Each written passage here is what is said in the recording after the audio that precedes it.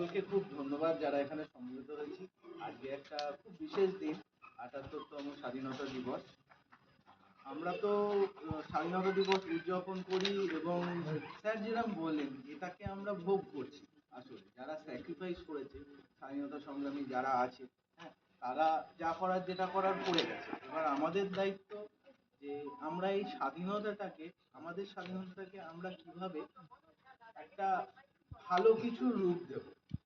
একটা কথা, আমার ছাত্র জীবনে, এটা তো আমাদের একটা শিক্ষার ইনস্টিটিউশন এবং স্বাস্থ্য ইনস্টিটিউশন, দুটোই একসাথে। আমি যখন ছাত্র ছিলাম তখন একটা কথা খুব মুভ করেছিল আমাকে।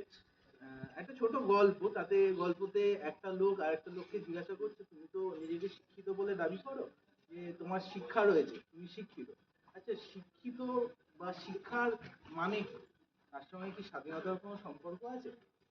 তাতে উত্তরটা এটা এসেছিল যে শিক্ষা হলো বা শিক্ষিত হলো তারা যারা জানে যে তারা তাদের স্বাধীনতাটাকে কিভাবে ব্যবহার করবে, যে স্বাধীনতা তারা পেয়েছে সে কি ডিসিশন নেবে, কি সিদ্ধান্ত নেবে, যে তার স্বাধীনতাটা নিয়ে সে কিভাবে এগিয়ে যাবে, সেই শিক্ষা।